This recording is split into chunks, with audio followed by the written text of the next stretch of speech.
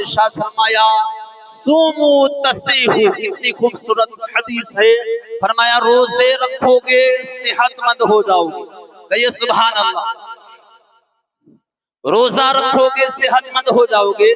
تفسیر قرطبی میں ہے کہ حکیم جعلی نوس، جس کا نام آپ نے سنا ہوگا شاید اگر علم سے شغف ہے تو، حکیم جعلی نوس حکمت کی دنیا میں سب سے ٹاپ پہ نام جس کا آتا ہے وہ حکیم جعلی نوس. دور کا اپنے بڑا حکیم تھا، طبیب تھا. ایک مرتبہ امام زین العابدین کی بارگاہ میں آیا اور کہنے لگا کہ علم دو قسم کے ہیں، علم الادیان دین کا علم، اور دوسرا ہے علم الابدان ڈاکٹری کا علم، جسم کا علم. آپ کے قرآن میں دین کا علم تو ہے مگر ڈاکٹری کا علم نہیں ہے. امام زین العابدین نے فرمایا کیا بات کرتا ہے تو پورے قرآن کی بات کرتا ہے. ارے قرآن کی ایک چھوٹی آیت میں پورے میڈیکل سائنس علم طب کا خلاصہ بیان کر دیا گیا. پھر آپ نے قرآن مجید کی آیت پڑھی کلوا واشربوا ولا تسرفوا، کہ کھاؤ پیو اور حد سے نہ بڑھو. یعنی اس آیت میں بتایا گیا ہے کہ کھانے پینے میں اسراف مت کرو. اسراف کی دو صورتیں ہیں، بھوک نہ ہوتے ہوئے بھی کھا لینا، جیسے ہم لوگ عادتاً کھاتے ہیں جو وقت بندھا ہوا ہے 10 بجے 12 بجے کھانا ہی کھانا ہے، بھوک ہو یا نہ ہو. تو اسراف کی دو صورتیں ہیں، بھوک نہ ہوتے ہوئے کھا لینا، دوسری صورت ہے خوب پیٹ بھر کر کھانا. جو بندہ ان باتوں سے بچتا ہے، یعنی جب اچھی طرح بھوک لگے تب ہی کھائے، اور ابھی بھوک باقی ہے خواہش اور بھی ہے ہاتھ روک لے تو ہمیشہ تندرست رہے گا. جعلی نوس نے کہا چلو یہ تو مان لیا کہ قرآن نے علم طب کا خلاصہ بیان کر دیا ہے، لیکن تمہارے نبی نے اس بارے میں کیا بیان فرمایا؟ کچھ بھی نہیں بیان کیا.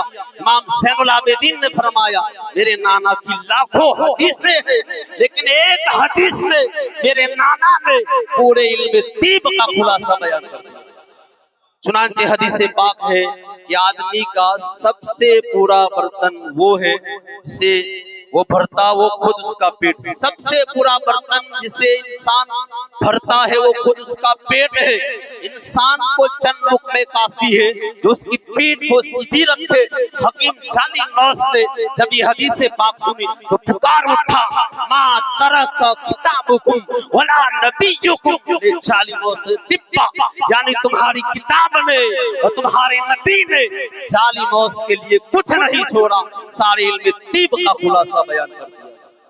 محترم حضرات، اور میڈیکل سائنس بھی یہی کہتی ہے کہ روزہ صحت مند زندگی کا راز ہے، صحت مند زندگی کی چابی ہے.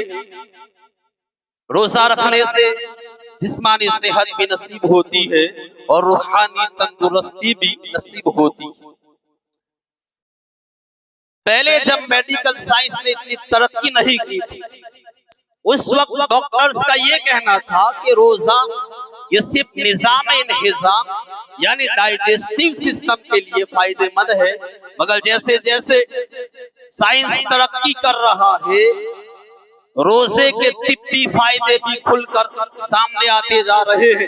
میڈیکل سائنس کا کہنا ہے کہ روزہ طبی اعتبار سے بہت بڑا کرشمہ ہے. روزے کی برکت سے معدہ اور نظام میں انہضام ڈائجسٹیو سسٹم بہتر ہوتا ہی ہے، لیکن روزے کی برکت سے بہت ساری بیماریوں سے بھی نجات ملتی ہے. ریسرچ کے مطابق، تحقیقات کے مطابق روزے کی حالت میں سحری سے افطاری تک کچھ کھانا پینا نہیں ہوتا، اور یہ عمل دل کے لیے ہارٹ کے لیے بہت مفید ہے. اس سے دل کو آرام ملتا ہے، دل کے ٹیشوز پر دباؤ کم پڑتا ہے. یوں دل کے لیے خون کو پورے جسم میں پہنچانے اور خون کی صفائی کرنے میں کم سے کم قوت لگانی پڑتی ہے. اس طرح دل کی قوت میں اضافہ ہوتا ہے. روزے کا سب سے اہم اثر खून की नालियों पर होता।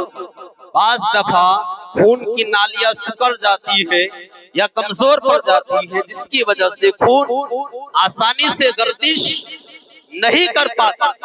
मगर जब हम रोजा रखते हैं तो शहरी से इफ्तारी तक कुछ खाते पीते नहीं, तो खून में मौजूद ग़िज़ाई अज़्ज़ा अच्छी तरह हल हो जाते हैं। इस तरह खून की नालियों की दीवार पर कोलेस्ट्रॉल और चर्बी नहीं जम पाते और खून की नालियां सिकुड़ने से और कमजोर होने से बेहतर हो जाती। रोजे की हालत में हमारे गुर्दों को भी आराम का अच्छा मौका मिलता है। रोजे की हालत में हमारी आंतों को तवानाई मिलती है। आंतों के नीचे एक मुदाफ़िआती निज़ाम यानी इम्यून सिस्टम का एक बुनियादी अंसर जिसको अंटेरियो का जाल कहा जाता है। रोजे की हालत में मैदे में और आंतों में एक सेहतमंद रुतूबत यानी लिक्विड पैदा होता है, जिससे हमारी आंतों को नई जिंदगी, नई तवानाई और ताकत मिलती है। इस तरह रोजेदार खुराक हजम करने वाली नालियों की बीमारियों से भी महफूज हो जाता है। रोजे की हालत में दिमाग में खून की गर्दिश का बेमिसाल तवाज़ुन कायम होता है, जिससे दिमाग सेहतमंद रहता है और ज़हनी दबाव और तनाव कम होता है। और रोजा जिगर पर हैरान कुन हद तक असरअंदाज होता है। आप शायद जानते हो जिगर 15 किस्म के काम अंजाम देता है। हम कुछ भी खाए, थोड़ा सा भी खाए, तो हमारी जो अंदर की डाइजेस्टिव सिस्टम है ये एक्टिव हो जाता है। साथ ही जिगर फौरन मसरूफ हो जाता है। यूं मुसलसल जिगर के मसरूफ रहने की वजह से जिगर हमारा थकावट का शिकार हो जाता है और पूरी तरह काम नहीं करता। लेकिन जब हम रोजा रखते हैं तो रोजे की बरकत से जिगर को मुकम्मल आराम मिल जाता है। तो रोजा अल्लाह का बहुत बड़ा इनाम है। रोजे की बरकत से मैदे की तकालीफ दूर होती। रोजे की बरकत से जिस्मानी खिंचाव, ज़हनी तनाव, डिप्रेशन, नफ्सियाती अमराज का खात्मा होता।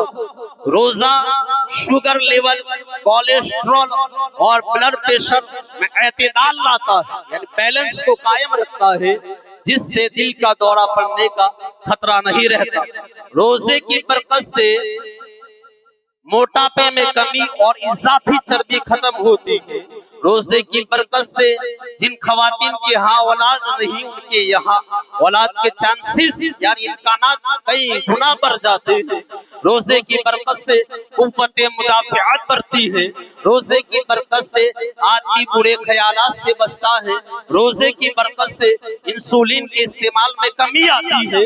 रोजे की बरकत से जिगर के इर्द गिर्द जमा होने वाली चर्बी का खात्मा होता है।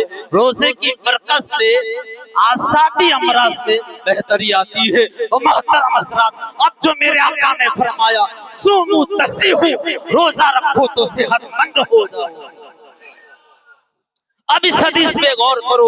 जो रोजे के जिस्मानी फायदे देखो, मेडिकल साइंस के हिसाब से उसके तिब्बी फायदे देखो, और प्यारे मुस्तफा को करोड़ों सलाम करो कि या रसूल अल्लाह, आपका फरमान बिल्कुल सच है कि आज मेडिकल साइंस सैकड़ों सफात पर जो रिसर्च कर रही है, 1400 साल पहले मेरे मुस्तफा ने ये सारी बातें चंद लफ्जों में बयान फरमा दी है। ये मैं निसार तेरे कलाम पर मिली यूं तो किसको ज़बां रही। अरे वो सुखन है वो जिसमें सुखन ना हो, वो बयान है जिसका बयान है। मोहतरम हज़रात, तो हमें चाहिए कि इस महीने में तरावी का एहतिमाम करें, तिलावत कुरान का एहतिमाम करें और हम रोजे भी पाबंदी के साथ रखें। अस्सलाम वालेकुम।